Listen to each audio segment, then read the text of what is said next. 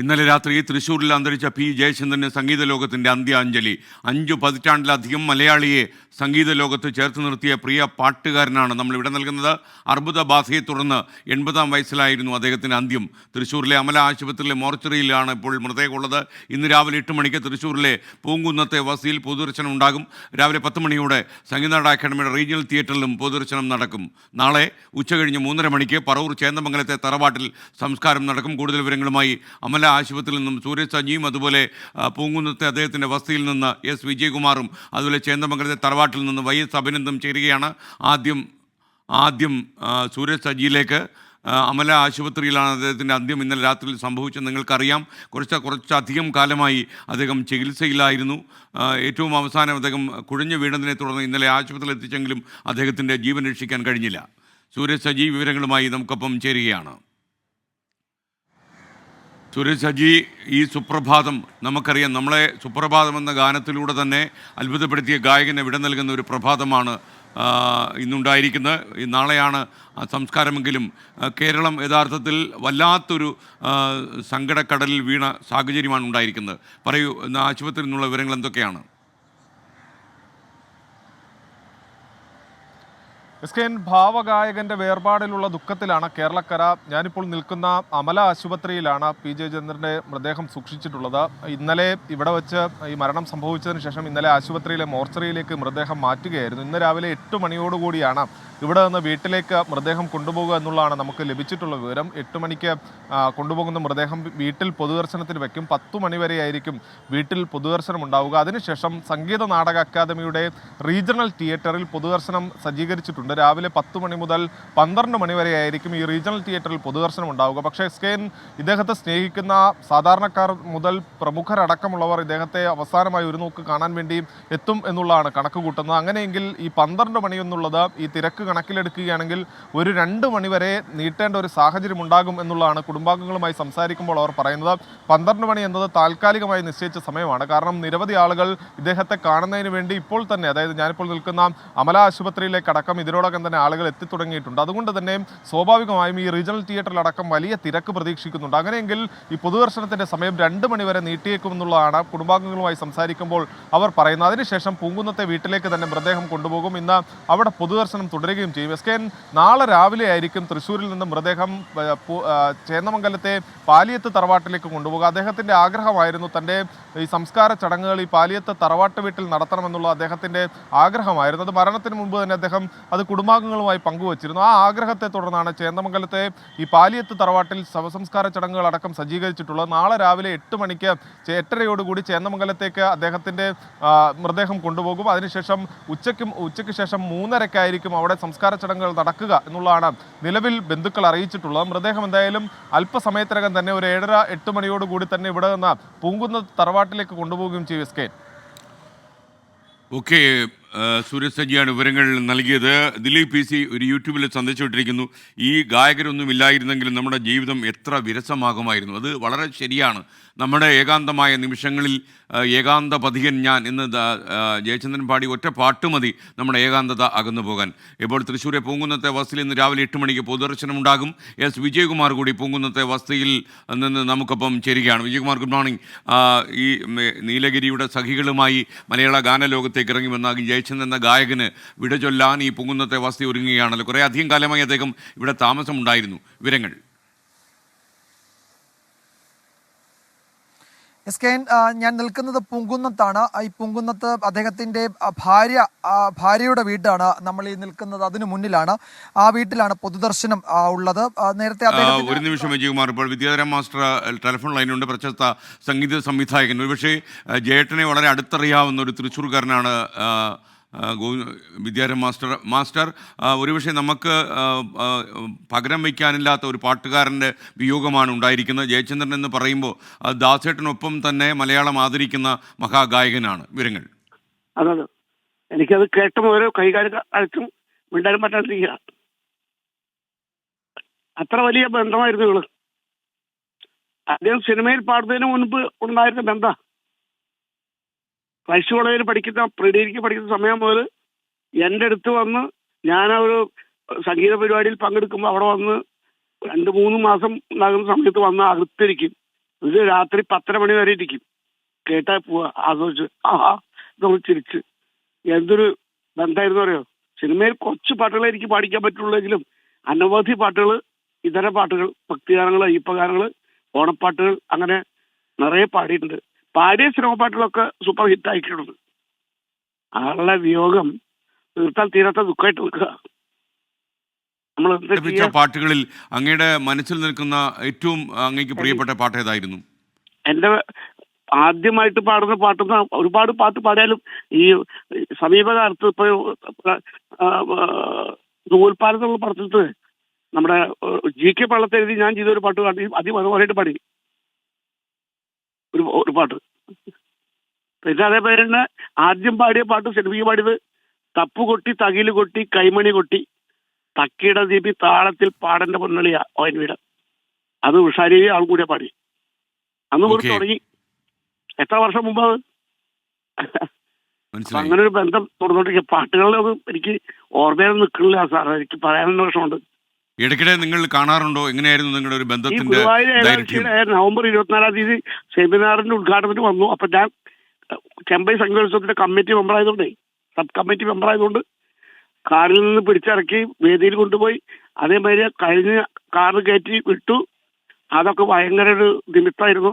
ഒരു കെട്ടിപ്പിടിച്ച് സന്തോഷിച്ചിട്ട് പോയേ പാവും. അതാണ് അവസാനമായിട്ട് കണ്ടത് ഞാൻ. മാത്രമല്ല ഇന്ന് ദാസേട്ടൻ്റെ ജന്മദിനമാണല്ലോ. അപ്പോൾ ഈ ദാസേട്ടനുമായി ബന്ധപ്പെട്ട് എന്തോ ഒരു പാട്ട് മാഷ് ചെയ്യുന്നുണ്ട് എന്ന് ഞാൻ അറിഞ്ഞു. അതിനെന്താ സംഭവിച്ചത്? ദാസേട്ടന്റെ പാട്ട് റിലീസ് ചെയ്യാൻ ഇന്നലെ വേണമെന്ന് വെച്ചാൽ, പക്ഷെ അതിപ്പോ നമ്മൾ ഇന്ന് എന്തായാലും 85-ാം പിറന്നാളല്ലേ അദ്ദേഹത്തിന്റെ. ആരോഗ്യ സൗഖ്യം നേടുക. നമുക്ക് കുറച്ച് കഴിഞ്ഞാലും അത് റിലീസ് ചെയ്യാലോ. ഈ ഒരു ദുഃഖത്തിൽ ഇപ്പൊ രാവിലെ ചെയ്യാനുള്ളൊരു ബുദ്ധിമുട്ടുകൊണ്ട് മാറ്റി വെച്ചിരിക്കുക. Okay okay.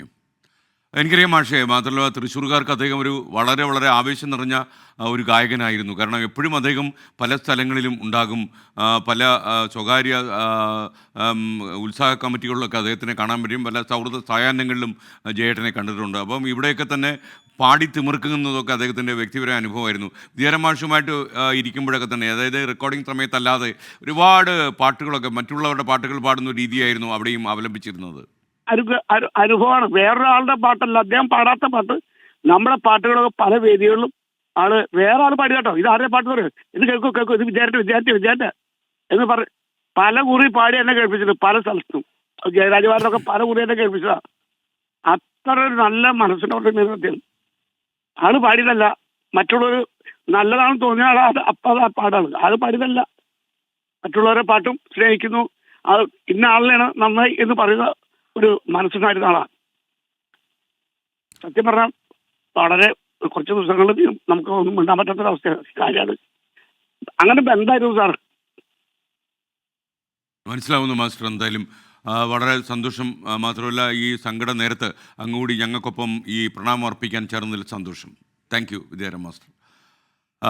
എനിക്ക് തോന്നുന്ന ഒരു വർഷം ഈ തൃശ്ശൂർ കേന്ദ്രീകരിച്ചിട്ടുള്ള ഒരുപാട് സംഗീത സംവിധായകരുടെ ഇഷ്ടഗായകനായിരുന്നു ജയചന്ദ്രൻ. ദക്ഷിണേന്ത്യയിലെ വിവിധ ഭാഷകളിലൊക്കെ അദ്ദേഹം പാടുകയും ഹിന്ദി ഭാഷകളിലൊക്കെ തന്നെ നല്ല ഡിക്ഷനോടെ പാടുകയും ഒക്കെ ചെയ്ത ജയേട്ടൻ, ഞാൻ കുറേയധികം കാലം പ്രേക്ഷകർക്കറിയുന്ന തൃശ്ശൂരിൽ ഉണ്ടായിരുന്ന ആളാണ്. അവിടെ ആൾക്കാർക്ക് ഒരു തറവാട്ടിലെ ഗായകനെ പോലെയായിരുന്നു ജയേട്ടനെ കാണുക. ജയേട്ടനെക്കുറിച്ച് പറയാൻ ഒരുപാട് കാര്യങ്ങളും കഥകളും എല്ലാവർക്കും ഉണ്ടാകും. ഞാൻ തൃശ്ശൂർ ആകാശവാണിയിൽ തന്നെ ഇരിക്കുന്ന സമയത്ത് അവിടുത്തെ PK കേശവനും ഒരു പുഷ്പാഞ്ജലി എന്ന കാസറ്റിലൂടെ വടക്കുന്നാഥിന് സുപ്രഭാതം പാടി ഉണർത്താനുള്ള ഈ കാസറ്റിലൂടെ ഒരുപാട് പ്രശസ്തിയിലേക്ക് ഭക്തിഗാനങ്ങൾ ഉയർത്തിയ കേശവൻ നമ്പൂതിരി വാദോരാതെ ഇദ്ദേഹത്തെക്കുറിച്ച് സംസാരിക്കുന്നത് കേട്ടിട്ടുണ്ട്. കാര്യം ജയേട്ടൻ വളരെ അടിമുടി ലളിതമായൊരു ജീവിതം നയിച്ച ആളാണ്.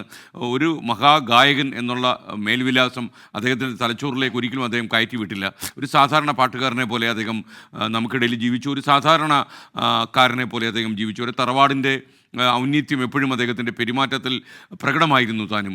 വീണ്ടും പൂങ്കുന്നത്തെ വസ്തിക്ക് മുന്നിൽ നിന്ന് S. വിജയകുമാർ തുടരുകയാണ്. വിജയകുമാർ, താങ്കൾക്ക് തുടരാം.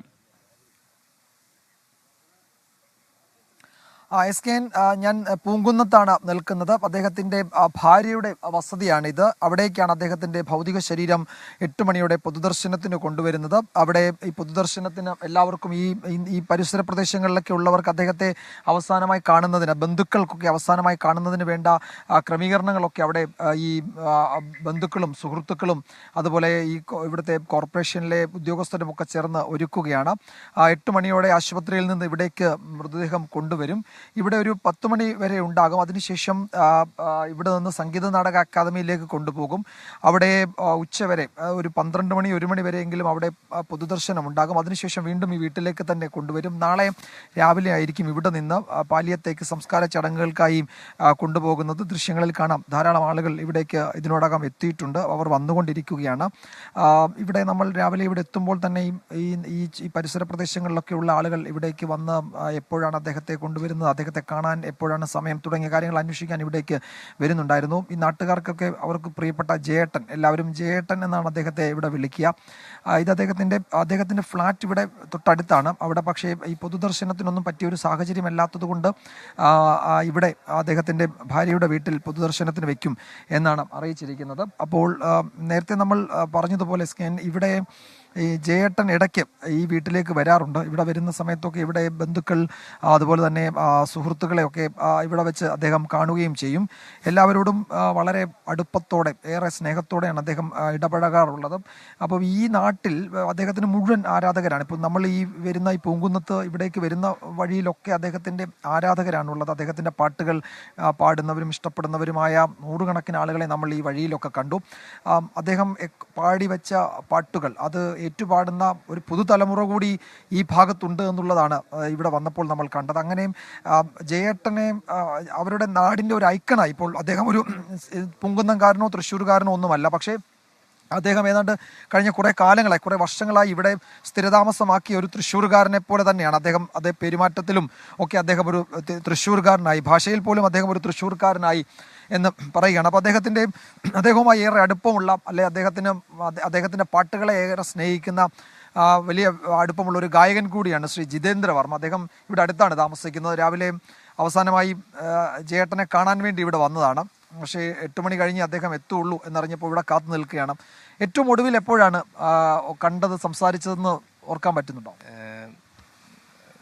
1 മാസം മുമ്പ് അദ്ദേഹത്തിൻ്റെ അടുത്ത് ചില പാട്ട് വിശേഷങ്ങളൊക്കെ ആയിട്ട് ഇങ്ങനെ പാട്ട് പാടലും പിന്നെ അദ്ദേഹത്തിൻ്റെ കുറേ കാര്യങ്ങളൊക്കെ എങ്ങനെയാണ് ഓരോ പാട്ട് പാടുന്ന രീതിയും അദ്ദേഹം മുമ്പ് പഠിച്ചിട്ടുള്ള ഓരോ സംഗീത സംവിധായകത്തിൽ നിന്ന് അദ്ദേഹം പഠിച്ചിട്ടുള്ള ഓരോ കാര്യങ്ങളൊക്കെ എനിക്ക് പറഞ്ഞു തന്നതും അതൊക്കെ ഞാനിപ്പോൾ ഒരു വളരെ ബഹുമാനത്തോടു കൂടി ഓർക്കുകയാണ്. കാരണം അദ്ദേഹം ഒരു ലെജൻഡാണ്, എല്ലാവർക്കും അറിയാം. അദ്ദേഹത്തിൻ്റെ ശബ്ദം എന്ന് പറയുന്നത് നമ്മുടെ മലയാളികൾക്ക് മാത്രമല്ല, ഇന്ത്യയിലെ അല്ല, പുറത്തെ മലയാളികൾ എവിടെയുണ്ടോ അത്രയും നമുക്ക് ഭക്തിരസവും അതുപോലെ പലതരത്തിലുള്ള ഭാവങ്ങളും അദ്ദേഹത്തിൻ്റെ ശബ്ദത്തിലൂടെ തരുന്ന ഒരു വലിയൊരു കലാകാരനെയാണ് നമുക്ക് മലയാള സിനിമാ ശാഖയ്ക്കും അതുപോലെ മറ്റുള്ള ശാഖകൾക്കും നഷ്ടമായിരിക്കുന്നത്. അദ്ദേഹത്തിൻ്റെ പാട്ടുകളിൽ ഏറ്റവും ഇഷ്ടപ്പെട്ടതെന്ന് ചോദിച്ചാൽ നമുക്ക് തിരഞ്ഞെടുക്കാൻ പാടായിരിക്കും അല്ലേ? ഭക്തിഗാനമാണെങ്കിലും സിനിമയിലൊക്കെ ആണെങ്കിലും. എങ്കിലും താങ്കൾക്ക് ഏറ്റവും പെട്ടെന്ന് ഓർമ്മയിൽ വരുന്ന ഒരു പാട്ട് ഏതാണ്? ഒരുപാട് പാട്ടുകളുണ്ട്, പറഞ്ഞ പോലെ കൺഫ്യൂഷനാണ്. പ്രത്യേകിച്ച് കരിമുകിൽ കാട്ടിലെയുണ്ട്. തുടക്കകാലത്ത് അദ്ദേഹത്തിൻ്റെ കള്ളിച്ചെലമ എന്ന സിനിമയിലെ രാഘവ മാഷിൻ്റെ അദ്ദേഹത്തിൻ്റെ പാട്ടുകൾ താങ്കൾ പാടാറുണ്ടല്ലേ? പാടാറുണ്ട്. പിന്നെ ജോൺസൺ മാഷിൻ്റെ മോഹം കൊണ്ട് ഞാൻ, പിന്നെ പ്രണയം എന്ന സിനിമയിലെ പാട്ടിൽ ഈ പാട്ടിൽ എന്ന് പറഞ്ഞ ഗാനം, പിന്നെ ട്രിബ്യൂട്ട് എന്ന നിലയിൽ അദ്ദേഹത്തിൻ്റെ ഒരു പാട്ടിൻ്റെ കുറച്ച് ഭാഗം ഒന്ന് പാടാമോ? താങ്കൾ ഒരു ഗായകൻ കൂടിയാണ്. തീർച്ചയായിട്ടും പാടാം. ഏതെങ്കിലും ഒരു ഓക്കെ ഒരു 4 വരി. പാട്ടിൽ ഈ പാട്ടിൽ ഇനിയും നീ ഉണരില്ലേ, ഒരു പാടി പാടും ഈണം കേട്ടതില്ലേ, പനിനീർപ്പൂക്കൾ ചൂടി രാവുറങ്ങിയില്ലേ, നെഞ്ചിലൂറും ഈ പാട്ടിൽ ഇനിയും നീ ഉണരില്ലേ. ഇതൊക്കെ ഒക്കെ അദ്ദേഹത്തിന്റെ അടുത്ത് താങ്കൾ പാടുമായിരുന്നു. അദ്ദേഹത്തിന്റെ പാട്ട് സാധാരണ പാടാറ്. ഇപ്പം റഫി സാബിന്റെ ഒക്കെ പാട്ടാണ് കൂടുതൽ അദ്ദേഹം അടുക്ക് പാടാ. സുശീലാമ്മയുടെ പാട്ടുകളൊക്കെയാണ് അദ്ദേഹം കൂടുതൽ പാടാറുള്ളത് അടുത്തിരിക്കുമ്പോൾ അല്ലേ? സുശീലാമ്മയുടെ പാട്ടുകൾക്ക് ഭയങ്കര ആരാധകനായിരുന്നു അദ്ദേഹം. സുശീലാമ്മയുടെ അതുപോലെ തന്നെ റാഫി സാബിന്റെയും കടുത്ത ഫാനായിരുന്നു അദ്ദേഹം. അങ്ങനെ കുറേ പാട്ടുകൾ, അങ്ങനെ സുശീലാമ്മയുടെ കുറേ ഗാനങ്ങൾ അദ്ദേഹം പറയാറുണ്ട്. പിന്നെ ശ്രാവണ ചന്ദ്രിക, അതുപോലെ രാജശില്പി, പിന്നെ അങ്ങനെ കുറേ പാട്ടുകൾ അദ്ദേഹം. പിന്നെ ഞാൻ അദ്ദേഹത്തിൻ്റെ പാട്ടിങ്ങനെ ഞാൻ എപ്പോഴെങ്കിലും സംസാരിക്കുമ്പോൾ ഒരു 2 വരിയെങ്കിലും കേൾക്കാതെ എനിക്ക് ഒരു ദിവസം പോലും പാടുമായിരുന്നു. അടുത്തിരിക്കുമ്പോൾ പാടുമായിരുന്നു. പുഷ്പാഞ്ജലി എന്ന് പറഞ്ഞിട്ടൊരു ഭക്തിഗാനം 81 മറ്റോ ആണ് അത് ഇറങ്ങിയത്. എനിക്ക് തോന്നുന്നത് ഇപ്പോഴും രാവിലെയും വൈകിട്ടും ഒക്കെ അമ്പലങ്ങളിലൊക്കെ ആ പാട്ട് കേൾക്കാം. അപ്പൊ വടക്കുന്നാഥന് സുപ്രഭാതം അത് ഒരു പാട്ടാണ്. അതെ അതെ, അത് 2 വരി പാടുവോ? തീർച്ചയായും. വടക്കുന്നാഥന് സുപ്രഭാതം പാടും വണ്ണാത്തിക്കുരുവികൾ ഞങ്ങൾ, നീലൊളിക്കും പരമ്പൊരുളേ നേരിനു നേരാം പരമ്പൊരുളേ, പരവശരാമീ ഏഴകൾക്ക് തരുമോ ശിവരാത്രി കൽക്കണ്ടം. വടക്കുന്നാഥന് സുപ്രഭാതം പാടും വണ്ണാത്തിക്കുരുവികൾ ഞങ്ങൾ. മനോഹരമായി. ഏതായാലും അത് നന്നായി പാടി. അദ്ദേഹത്തിന് ഒരു ട്രിബ്യൂട്ട് കൂടി ആവട്ടെ. എനിക്കും ഇപ്പോൾ അദ്ദേഹത്തിന്റെ പാട്ടുകൾ പാടുമ്പോഴും എനിക്കിപ്പോഴും വിശ്വസിക്കാൻ കഴിഞ്ഞിട്ടില്ല അദ്ദേഹം പോയിന്ന്. കാരണം അതെപ്പോഴും നമ്മൾക്ക് നമ്മുടെ എല്ലാവരും വിട്ടു പോയിട്ടില്ല, എപ്പോഴും നമ്മുടെ കൂടെ തന്നെ ഉണ്ടെന്നാണ് ഒരു വിശ്വാസം. എസ് കെ ജിതേന്ദ്ര വർമ്മ ഒരു ഗായകൻ കൂടിയാണ്, അദ്ദേഹത്തിന്റെ സുഹൃത്താണ്, നല്ല അടുപ്പമുണ്ട് ഇവർ തമ്മിൽ. നേരത്തെ നമ്മൾ പറഞ്ഞതുപോലെ ഇപ്പോൾ ജയചന്ദ്രൻ എന്ന ഭാവഗായകന്റെ ശബ്ദം കേൾക്കാത്ത ഒരു ദിവസം ഒരുപക്ഷെ ശരാശരി മലയാളിക്ക് ഉണ്ടാവില്ല. ഏതെങ്കിലുമൊക്കെ തരത്തിൽ ആ ശബ്ദത്തിലൂടെ തന്നെ നമ്മൾ എല്ലാ ദിവസവും കടന്നു പോകുന്നുണ്ടാകും. അതുതന്നെയാണ് ഈ നാട്ടുകാർക്കും പറയാനുള്ളത്. അപ്പോൾ അദ്ദേഹത്തെ അവസാനമായി കാണാൻ, അന്തിമോപചാരം അർപ്പിക്കാനൊക്കെ എല്ലാവരും കാത്തു നിൽക്കുകയാണ്. 8 മണിയോടെ അദ്ദേഹത്തിന്റെ ഭൗതിക ശരീരം ഇവിടേക്ക് എത്തിക്കും. എസ് വിജയകുമാറാണ് തൃശ്ശൂരെ പൂങ്കുന്നത്തെ വസതിയിൽ നിന്നും നമുക്കൊപ്പം ചേർന്ന്. ജിതേന്ദ്ര വർമ്മ വളരെ അറിയപ്പെടുന്ന ഒരു പാട്ടുകാരനാണ്. അദ്ദേഹം ഏഷ്യാനെറ്റിലൂടെ തന്നെ വരികയും ഏഷ്യാനെറ്റിലെ കുട്ടികളുടെ പ്രോഗ്രാമിലൂടെയൊക്കെയാണ് ജിതേന്ദ്ര വർമ്മ എന്ന പാട്ടുകാരൻ പിറവിയെടുക്കുന്നത്. ഇപ്പോൾ അദ്ദേഹം തൃശ്ശൂരിലാണ് താമസിക്കുന്നത്. ഈ വടക്കുന്നാഥന് സുപ്രഭാതം പാടുമെന്ന വരികളുടെ രചന നടത്തിയിരിക്കുന്നത് രമേശൻ നായരാണ്. മ്യൂസിക് പി കെ കേശവൻ നമ്പൂതിരിയാണ്. ഈ കാസറ്റ് യഥാർത്ഥത്തിൽ ഈ പുഷ്പാഞ്ജലി എന്ന ഈ കാസറ്റ് വളരെ വളരെ ഖ്യാതി നേടിയ ഒരു കാസറ്റാണ്. സുനിൽ TS പറയുന്നു ഒരു യൂട്യൂബ് സന്ദേശം: മഞ്ഞലയിൽ എന്ന പാട്ട് മുതൽ വർഷങ്ങൾ മുന്നോട്ട് നീങ്ങിയപ്പോൾ ആ മാന്ത്രിക ശബ്ദത്തിന് പ്രായം കുറഞ്ഞു വരികയായിരുന്നു. പ്രായത്തെ തോൽപ്പിക്കുന്ന ശബ്ദമായിരുന്നു അദ്ദേഹത്തിൻ്റെ. കാലം അദ്ദേഹത്തിൻ്റെ ശബ്ദത്തിൽ ഒരു പരിക്കും ഏൽപ്പിച്ചില്ല എന്നുള്ളതാണ് ഏറ്റവും പ്രധാനപ്പെട്ട കാര്യം. മിക്ക പാട്ടുകാർക്കും അവരുടെ ആലാപന രീതിയിൽ കാലം വരുത്തുന്ന ചില പരിക്കുകളുണ്ട്. ഈ ഇത്തരം പരിക്കുകളൊന്നും ബാധിക്കാതെ കാലത്തെ വെല്ലുവിളിച്ച് മുന്നോട്ട് പോയ ഗായകനാണ്. 5 പതിറ്റാണ്ടിലധികം മലയാളത്തെ പാടി ആവേശം കൊള്ളിക്കുകയും രമിപ്പിക്കുകയും ഒക്കെ ചെയ്ത, സന്തോഷിപ്പിക്കുകയും ഒക്കെ ചെയ്ത ഗായകനാണ് പി ജയചന്ദ്രൻ. വേദി പങ്കിട്ട തൻ്റെ ആദ്യത്തെ സെലിബ്രിറ്റിയാണ് പി ജയചന്ദ്രൻ എന്ന് പ്രശസ്ത ചലച്ചിത്ര പിന്നണി ഗായിക കെ ചിത്ര ഓർമ്മിക്കുന്നു. തന്നെ കണ്ടിരുന്നത് നല്ലൊരു പെങ്ങളായിട്ടാണ്. പാട്ടിനെ പറ്റി ഒരുപാട് സംസാരിച്ച് ഒപ്പം കൂടിയിട്ടുണ്ട്. അവസാന നാളുകളിൽ കാണാനൊന്നും കഴിഞ്ഞില്ല. അതിയായ ദുഃഖമുണ്ടെന്ന് കെ ചിത്ര നമ്മോട് അനുസ്മരിക്കുന്നു. 3 തവണ ജയേട്ടനെ കാണാൻ വേണ്ടി വയ്യാന്നറിഞ്ഞിട്ട് 3 തവണ കാണാൻ വേണ്ടി ട്രൈ ചെയ്തു. പക്ഷെ എനിക്ക് കാണാൻ പറ്റിയില്ല. അതൊരു എനിക്ക് അനുവാദം കിട്ടിയില്ല. ആ സമയത്തൊന്നും വിസിറ്റേഴ്സ് വരണ്ട എന്നുള്ളൊരു അവസ്ഥയൊക്കെ ആയിരുന്നുകൊണ്ട് എനിക്ക് കാണാൻ പറ്റില്ല. അത് വലിയ സങ്കടമുണ്ട്. ജയേട്ടനായിട്ടുള്ളൊരു അടുപ്പം പറയുകയാണെങ്കിൽ ആദ്യമായിട്ട് ഞാനൊരു സെലിബ്രിറ്റിയുടെ കൂടെ ഒരു സ്റ്റേജ് ഷെയർ ചെയ്യുന്നത് ജയേട്ടൻ്റെ കൂടെയാണ്. ഭാവഗായകൻ എന്ന് പറയണത് സമ്പൂർണ്ണം തന്നെയാണ്. കാരണം അത്രയും ഭാവമായിട്ടാണ് ജയേട്ടനെ പാടുന്നതിൻ്റെ ഒരു വിധം തന്നെ ഈസി ആയിട്ടാണ് പാടുന്നത്. എല്ലാ പാട്ടുകളും ഒരു ബുദ്ധിമുട്ടി സ്ട്രെയിൻ ചെയ്ത് പാടുന്നതായിട്ട് ഒരു പാട്ട് പോലും തോന്നിയിട്ടില്ല. അത്രയും നന്നായിട്ട് പാടുന്ന ഒരാളിനെ നമുക്ക് നഷ്ടപ്പെടുക എന്ന് പറഞ്ഞാൽ തീർച്ചയായിട്ടും ചലച്ചിത്ര ഗാനശാഖയ്ക്കൊരു വലിയ നഷ്ടം തന്നെയാണ്. ഓക്കെ, കെ ചിത്രയ്ക്ക് ചിത്ര, സുജാത ഇവരൊക്കെ തന്നെ ഒരുപാട് ഇഷ്ടപ്പെടുന്ന പാട്ടുകാരനാണ് പി ജയചന്ദ്രൻ. പാട്ടുകാർ മാത്രമല്ല, സാധാരണക്കാർക്ക് പോലും ഈ അനുരാഗ ഗാനം പോലെ, അല്ലെങ്കിൽ കരിമുകിൽ കാട്ടിലെ ഏകാന്ത പതികൻ ഞാൻ, ഇങ്ങനെ എത്രയെത്ര പാട്ടുകൾ അവരുടെ സംഗീത ആൽബത്തിൽ സൂക്ഷിച്ചു വെച്ചിട്ടുണ്ട്. അവരുടെ ആത്മാവിൻ്റെ ഉള്ളറകളിൽ എപ്പോഴും ഇങ്ങനെ ജയചന്ദ്രനെ കുറിച്ച് ഓർമ്മിക്കുമ്പോൾ ഉയർന്നു വരുന്ന കുറേ അധികം ചലച്ചിത്ര ഗാനങ്ങളും ഭക്തി ഗാനങ്ങളും നമുക്കുണ്ട്. മാത്രമല്ല ഇളയരാജയുടെയും എ ആർ റഹ്മാൻ്റെയും ഒക്കെ ഇഷ്ടപ്പെട്ട ഗായകനായിരുന്നു അദ്ദേഹം. കന്നഡയിലും തെലുങ്കിലും ഹിന്ദിയിലും ഒക്കെ തന്നെ മലയാളിയാണെന്ന് തോന്നിക്കാത്ത രീതിയിൽ പാടാൻ കഴിഞ്ഞ പാട്ടുകാരൻ കൂടിയായിരുന്നു ജയചന്ദ്രൻ. ഇന്നലെ ഉണ്ണിമേനോൻ പറയുകയായിരുന്നു, തമിഴിൽ കുറേ അധികം റഹ്മാൻ്റെ പാട്ടുകൾ പാടിയ ആളാണ് ഉണ്ണിമേനോൻ, നിങ്ങൾക്കറിയാം. ഈ ഉണ്ണിമേനോൻ പറയുകയായിരുന്നു, തമിഴ്നാട്ടുകാർക്ക് ഇപ്പോഴും അറിയില്ല ജയചന്ദ്രൻ മലയാളിയാണെന്ന്. കാരണം അവരുടെ ഇടയിലുള്ള ഒരു പാട്ടുകാരനെ പോലെ തമിഴ് ഭാഷ വളരെ കരുതലോടെ ഉപയോഗിച്ച് ഒരു തമിഴ്നാട്ടുകാരൻ പാടുന്ന പോലെ പാടി കഴിഞ്ഞിട്ടുള്ള അദ്ദേഹത്തിൻ്റെ സൂപ്പർ ഹിറ്റ് പാട്ട് രാസാത്തി വന്ന് ഇതുപോലെയുള്ള എത്രയോ പാട്ടുകൾ തമിഴിലുണ്ട്. ഇപ്പോൾ പറവൂരിലെ ചേന്നമംഗലത്തെ വീട്ടിൽ നാളെ ഉച്ചതിരിഞ്ഞ് സംസ്കാരം നടക്കും. നിങ്ങൾക്കറിയുന്ന പോലെ അദ്ദേഹത്തിൻ്റെ ആഗ്രഹപ്രകാരമാണ് ഈ തറവാട്ടിൽ അദ്ദേഹത്തിൻ്റെ അന്ത്യവിശ്രമം ഒരുക്കുക.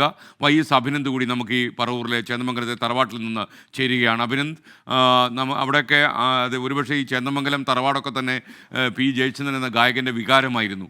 അദ്ദേഹം ഈ ചേന്നമംഗലത്തെക്കുറിച്ചൊക്കെ എപ്പോഴും പറയാറുണ്ടായിരുന്നു. ഈ ചേന്നമംഗലവും ഈ തറവാടും കുളവും അതുപോലെ അവിടുത്തെ പാടങ്ങളും ഒക്കെ തന്നെ ഒരു സാധാരണ മലയാളിയെ പോലെ ജീവിക്കാനും ലളിതമായ ജീവിത രീതികൾ പിന്തുടരാനും അദ്ദേഹത്തിനെ പ്രേരിപ്പിച്ചിട്ടുണ്ടെന്ന് അദ്ദേഹം സ്വകാര്യ സംഭാഷണത്തിലൊക്കെ നമ്മോടൊക്കെ പറഞ്ഞിട്ടുണ്ട്. പറയൂ. തീർച്ചയായും സൂചിപ്പിച്ചതുപോലെ തന്നെ അന്തരിച്ച മലയാളത്തിൻ്റെ പ്രിയപ്പെട്ട ഭാവഗായകൻ്റെ ഏറ്റവും പ്രിയപ്പെട്ട ഒരിടത്തിന് മുന്നിലാണ് നമ്മളിപ്പോൾ ഉള്ളത്. എറണാകുളം പാലിയം തറവാട്. അദ്ദേഹം കൊച്ചി രാജകുടുംബാംഗമാണ്. പാലിയം നാലുകെട്ടിൻ്റെ ഈ കാട്ടിലാമഠം എന്ന് പറഞ്ഞ ഈ ദൃശ്യങ്ങളിൽ കാണുന്ന ഈ തറവാട്ടിലാണ് ജനിക്കുന്നത്. 1957 ശേഷമാണ് പിന്നീട് ഈ പാർട്ടീഷൻ ഉൾപ്പെടെയുള്ള കാര്യങ്ങളൊക്കെ നടക്കുകയും പിന്നീട് അദ്ദേഹത്തിൻ്റെ മാതാവിന് ഇരിങ്ങാലക്കുടയിൽ സ്ഥലം ലഭിക്കുന്നു. അങ്ങനെ ഇവിടെ നിന്ന് പോകുന്നു. ഈ പറവൂർ ചേന്ദമംഗലം LP സ്കൂളിലാണ് 4ാം ക്ലാസ് വരെ പഠിച്ചത്. ഇവിടെ നിന്നിട്ടാണ് ഈ സ്വരമാധുര്യം അടക്കം കുഞ്ഞ് കലോത്സവങ്ങളിലൊക്കെ പങ്കെടുക്കുവാൻ വേണ്ടിയിട്ട് ഈ വീട്ടിൽ നിന്നാണ് പോകുന്നതെന്നാണ് നമ്മളോട് പറയുന്നത്. നാളെ ഇതിന് തൊട്ടടുത്തിട്ടുള്ള പാലിയം നാലുകെട്ടിലായിരിക്കും നാളെ മലയാളത്തിൻ്റെ പ്രിയപ്പെട്ട ഭാവഗായകൻ പി ജയചന്ദ്രനെ കൊണ്ടുവരിക. ഏതാണ്ട് 3 മണിയോടുകൂടിയായിരിക്കും ഇവിടെ സംസ്കാര ചടങ്ങുകൾ ആരംഭിക്കുക. തൊട്ടപ്പുറത്ത് തന്നെയുള്ള പിതൃസ്മൃതിയിലായിരിക്കും ഉള്ളത്. ഈ പി ജയചന്ദ്രൻ്റെ അമ്മയായിട്ടുള്ള സുഭദ്ര കുഞ്ഞമ്മയുടെ തറവാടാണിത്. അവിടെയാണ് ഇപ്പോൾ നമ്മുടെ ഈ അദ്ദേഹത്തിൻ്റെ അനന്തരന്മാരിലൊരാളായ ശശി നമ്മളോടൊപ്പം ചേരുന്നുണ്ട്. അദ്ദേഹം ആണ് ഇപ്പോൾ എല്ലാ തരത്തിലുള്ള ചടങ്ങുകൾക്കും നേതൃത്വം നൽകുന്നത്. നാളെ ഇവിടെ പൊതുദർശനത്തിന് എത്തുമ്പോൾ മുതൽ എല്ലാ കാര്യങ്ങളും നോക്കി നടത്തുന്നതും ഇദ്ദേഹം തന്നെയാണ്. ഇപ്പോൾ തത്സമയം നമ്മളോടൊപ്പം ചേരുകയാണ്. ഇപ്പം പി ജയചന്ദ്രൻ്റെ ആ പഴയ ഓർമ്മകളൊക്കെ എങ്ങനെയാണ് ഓർത്തെടുക്കുന്നത്? അല്ല, പുള്ളിയുടെ 57 ഈ വീട്ടിലാണ് ജനിച്ചു വളർന്നത്. 57 പാർട്ടീഷൻ കഴിഞ്ഞപ്പോൾ അവർ ആലുവയിലേക്ക് പോയി. ആലുവയിൽ നിന്ന് ഇരിങ്ങാലക്കുടയിൽ പുള്ളിയുടെ അമ്മയ്ക്ക് കിട്ടിയ പ്രോപ്പർട്ടിയിൽ പുള്ളി താമസം തുടങ്ങി. അവിടെ സ്കൂൾ വിദ്യാഭ്യാസം, കോളേജ് വിദ്യാഭ്യാസമൊക്കെ ഇരിങ്ങാലക്കുടയിലായിരുന്നു. കഴിഞ്ഞ് മദ്രാസിലേക്ക് ജോലി കിട്ടിപ്പോയി. അതിനുശേഷം കുറച്ച് പ്രായമായി കഴിഞ്ഞപ്പോൾ തൃശ്ശൂർ വന്ന് സെറ്റിൽ ചെയ്തു. ചേന്നമംഗലത്തെ പല ഞങ്ങളുടെ തറവാട്ട് കാര്യങ്ങൾ, അമ്പലങ്ങളിലെ കാര്യങ്ങൾക്കും ഫാമിലി ഗെറ്റ് ടുഗദറിനൊക്കെ പുള്ളി വരാറുണ്ട്. അദ്ദേഹത്തിന് വലിയ ആഗ്രഹങ്ങളിലൊന്നായിരുന്നു ഇവിടെ തന്നെ അദ്ദേഹത്തിൻ്റെ സംസ്കാരം എന്നുള്ളത് വലിയൊരാഗ്രഹമായിരുന്നു. കഴിഞ്ഞ 2 മാസം മുമ്പ് ഇവിടെ അമ്പലത്തിൽ തൊഴാമെന്നാണ് ഇവിടെ അവസാനമായിട്ട് വന്നത്. പിന്നെ ഇടയ്ക്ക് മറ്റുള്ള കാര്യങ്ങൾക്കൊക്കെ ഞങ്ങളുടെയായിട്ടൊക്കെ നല്ല സഹകരണ ബന്ധങ്ങളിലുമായിരുന്നു. നാളത്തെ ചടങ്ങുകളൊക്കെ ഏത് രീതിയിലായിരിക്കും നടക്കുക? നാളെ ഇവിടേക്ക് 10 മണിക്ക് കൊണ്ടുവരുമെന്ന് പറയുന്നു. 3 മണിയാകുമ്പോഴത്തേക്കും ഞങ്ങളുടെ ചിട്ടപ്രകാരം ഇവിടെ തറവാട്ട് ശ്മശാനത്തിൽ 3 മണിക്ക് ശേഷം ദഹിപ്പിക്കുന്നതായിരിക്കും. അപ്പം ഈ പാലിയത്ത് രാജകുടുംബം തന്നെ വലിയ പ്രസിദ്ധമാണ്. ഒപ്പം തന്നെ പി ജയചന്ദ്രൻ എന്ന പേരിലൂടെയല്ല ഇത് കുറച്ചും കൂടി ഇപ്പോൾ അടുത്ത ഒരു കണക്കിന് അങ്ങനെയും പറയാം. അദ്ദേഹം ഞങ്ങളുടെ ഫാമിലിക്ക് അങ്ങേരെ ഒരു മുതൽക്കൂട്ട് തന്നെയായിരുന്നു. സ്വകാര്യ അഹങ്കാരം തന്നെയായിരുന്നു. അതൊക്കെ ഞങ്ങളും അത് കുറേയൊക്കെ അനുഭവിച്ചിട്ടുള്ളതാണ് അദ്ദേഹത്തിൻ്റെ പേരിൽ. അത് തന്നെയാണ് സെയിൻ കുടുംബാംഗമാണ് പറയുന്നത്. മലയാളത്തിൻ്റെ എക്കാലത്തെയും അദ്ദേഹത്തിൻ്റെ സ്വരമാധുര്യം കൊണ്ട് തന്നെ ഒരുപാട് ആളുകളെ വിസ്മയിപ്പിച്ച അദ്ദേഹത്തിൻ്റെ ഒരു തുടക്കം ഈ പാലിയത്ത് ഈ നമ്മൾ നിൽക്കുന്ന കാട്ടിലാമഠത്തിൽ നിന്നാണ്. ഈ കൊച്ചിയുടെ പ്രധാനമന്ത്രി എന്നറിയപ്പെടുന്ന ഈ സ്ഥലമാണ് ഈ പാലിയത്തച്ഛൻ. പാലിയത്തച്ഛൻ്റെ ആ വംശത്തിലുള്ളതാണ് അദ്ദേഹത്തിൻ്റെ അമ്മ സുഭദ്ര കുഞ്ഞമ്മയുടെ മകനായാണ് 1944 ഇവിടെ ജനിക്കുന്നത്. പിന്നീട് ഓരോ ദിവസം കഴിയുന്തോറും അദ്ദേഹത്തിൻ്റെ പ്രധാനപ്പെട്ട പ്രിയപ്പെട്ട ഒരിടമായി തന്നെ അദ്ദേഹത്തിൻ്റെ പാട്ടുകളിലും അദ്ദേഹം പലതരത്തിലുള്ള അഭിമുഖങ്ങളിലും ഒക്കെ തന്നെ ഈ പറവൂർ ചേന്ദമംഗലത്തെ വീടിനെ അദ്ദേഹം പറയാറുണ്ട്. അവിടെ തന്നെ അദ്ദേഹം അന്തി ഉറങ്ങുവാൻ പോകുന്നു. അവിടേക്കുള്ള സംസ്കാര ഒരു നിമിഷം ചടങ്ങുകളൊക്കെ നാളെ പ്രശസ്ത സംഗീത സംവിധായകൻ ഗോപി സുന്ദർ കൂടി നമുക്കൊപ്പം ചേരുകയാണ്. അദ്ദേഹത്തെ സ്മരിക്കാൻ ഒരുപക്ഷെ ഈ പാട്ടുകാരനെ കൊണ്ട് അദ്ദേഹത്തിന് ഈ കാലത്തിൻ്റെ വെല്ലുവിളികളൊന്നും അദ്ദേഹത്തെ ബാധിച്ചിട്ടില്ല. ഓലഞ്ഞാലി കുരുവിയൊക്കെ പാടിക്കുന്ന സമയത്ത് ഒരുപക്ഷെ ഒരു ചെറുപ്പക്കാരൻ പാടുന്നു, പാട്ടിന് ചെറുപ്പം കിട്ടിയതുപോലെ. താങ്കൾക്ക് എങ്ങനെയായിരുന്നു അദ്ദേഹത്തിൻ്റെ ആലാപന ശൈലി അനുഭവപ്പെട്ടത്? എന്താ പറയാ, ഭയങ്കര വിഷമത്തിലാണ്. ഇപ്പം ആക്ച്വലി ഇന്നലെ ന്യൂസ് അറിഞ്ഞത്. ഒരുപാട് വിഷമത്തിലാണ് ഞങ്ങൾ ഒരുപാട് പേര്. ചേട്ടന്റെ ഒരുപാട് നല്ല നല്ല സുഹൃത്തുക്കളാണ് ഒരുപാട് പേര്. ഞങ്ങൾക്ക് എല്ലാവർക്കും ഭയങ്കര വിഷമിച്ചിരിക്കുകയാണ്. അപ്പൊ ചേട്ടന്റെ പ്രത്യേകത എന്താ വെച്ചാൽ ചേട്ടന്റെ വോയിസ് ഒരിക്കലും തളരുന്നില്ല എന്നുള്ളതാണ്. അത് ഇപ്പോഴും നമുക്ക് മനസ്സിൽ ഇനി ഒരു 1000 കൊല്ലം കഴിഞ്ഞാലും ആ വോയിസ് അതുപോലെ തന്നെ യങ്ങായിട്ട് തന്നെ ഇരിക്കും. ഞങ്ങൾ എപ്പോഴും പറയാറുണ്ട്. ഓലഞ്ഞാലിക്കുരുവി പാടാൻ വരുമ്പം അത്രയും നാള് ഓലഞ്ഞാലിക്കുരുവി എന്ന് പറഞ്ഞ പാട്ട് ഞാനാണ് ട്രാക്ക് പാടിയിരുന്നത്. അതിനുശേഷം ചേട്ടൻ വന്നിട്ട് പാടിക്കഴിഞ്ഞപ്പോൾ അക്ഷരസ്ഫുടതയും കാര്യങ്ങളൊക്കെ കൂടി വന്നപ്പം ശരിക്കൊരു ആ ഒരു നൊസ്റ്റാൾജിക് മൊമെന്റിലോട്ട് നമുക്ക് എത്തിക്കാൻ കഴിഞ്ഞു. ശരിക്കും കണ്ണിറഞ്ഞു പോയി അദ്ദേഹം ആ ഓലഞ്ഞാലിക്കുരുവി എന്ന് പറഞ്ഞ ഉച്ചാരണ ശുദ്ധിയോടുകൂടി അത് പാടിക്കഴിഞ്ഞപ്പോൾ ഉണ്ടാകുന്ന ഒരു ഫീലിംഗ് എന്താണെന്നും പഴയ കാലഘട്ടത്തിൽ എങ്ങനെയാണ് അവർ റെക്കോർഡ് ചെയ്തുകൊണ്ടിരുന്നത് എന്നുള്ള കാര്യങ്ങളെല്ലാം ഞങ്ങൾക്ക് പറഞ്ഞു തരുമായിരുന്നു. അപ്പം ഞങ്ങളെപ്പോലുള്ള ഒരുപാട് മ്യൂസിക് ഡയറക്ടേഴ്സിന് വലിയൊരു ഇൻസ്പിറേഷനാണ് അദ്ദേഹം. ഞങ്ങൾക്ക് ഒരുപാട് കാര്യങ്ങൾ പറഞ്ഞു തരാറുണ്ട്. എല്ലാ മ്യൂസിക് ഡയറക്ടേഴ്സിനും ഒരു എന്താ പറയുക, അവരവർ ചെയ്യുന്ന കമ്പോസിഷൻസ് ചേട്ടൻ പാടിക്കഴിയുമ്പം നമുക്ക് as a composer we feel proud about our composition. ആ ഒരു തലത്തിലോട്ട് അദ്ദേഹം എപ്പോഴും ഏതൊരു ഗാനത്തിനെയും അദ്ദേഹത്തിൻ്റെതായ ഒരു ഗാനമായിട്ട് മാറ്റി അതിന് ഭാവം എന്ന് പറഞ്ഞു കഴിഞ്ഞാൽ എന്താണെന്ന് നമുക്ക് ഓ മൈ ഗോഡ് ഇതിന് ഇത്രയും ഭാവം ഉണ്ടായിരുന്നോ എന്ന് നമ്മളെ എല്ലാ കമ്പോസറും അത്ഭുതപ്പെടുത്തുന്ന രീതിയിലാണ് അദ്ദേഹത്തിന്റെ ആലാപന ശൈലി. അതൊരിക്കലും നമുക്ക് മറക്കാൻ കഴിയില്ല. അത് തീരാ നഷ്ടം തന്നെയാണ്. എങ്കിലും നമ്മളുടെ എല്ലാവരും മനസ്സിൽ ഒരിക്കലും അദ്ദേഹം വിട്ടുപോയിട്ടില്ല. അദ്ദേഹത്തിന്റെ പാട്ടുകളോട് എന്നും നമ്മുടെ ഹൃദയത്തിലുണ്ടായിരിക്കും. ജഗദീശനോട് പ്രാർത്ഥിക്കുന്നു. ഓക്കെ, ഗോപി സുന്ദർ, പ്രശസ്ത സംഗീത സംവിധായകൻ ഗോപി സുന്ദർ ജേട്ടനെ അനുസ്മരിക്കുകയായിരുന്നു. OKR മണികണ്ഠൻ്റെ ഒരു യൂട്യൂബ് സന്ദേശം അദ്ദേഹം പറയുകയാണ്, ഗുരുവായൂരപ്പന് വേണ്ടി ഏറ്റവും മനോഹരമായി പാടിയ ഗുരുവായൂരമ്പലം ശ്രീവൈകുണ്ഠം, അവിടുത്തെ കണ്ഠമാണൻ, അവിടുത്തെ ശംഖമാണൻ കണ്ഠം. എസ് രമേശ് നായരുടെ അത് അതിമനോഹരമായ ഒരു രചനയാണത്. അപ്പോൾ ഇത് ഒരു അപൂർവമായി അദ്ദേഹം പാടിയ ഒരു പാട്ടാണ്. ജയിക്കാനാവാത്ത കനഗംഭീര ശബ്ദത്തിൻ്റെ ഉടമയായിരുന്നു അദ്ദേഹം.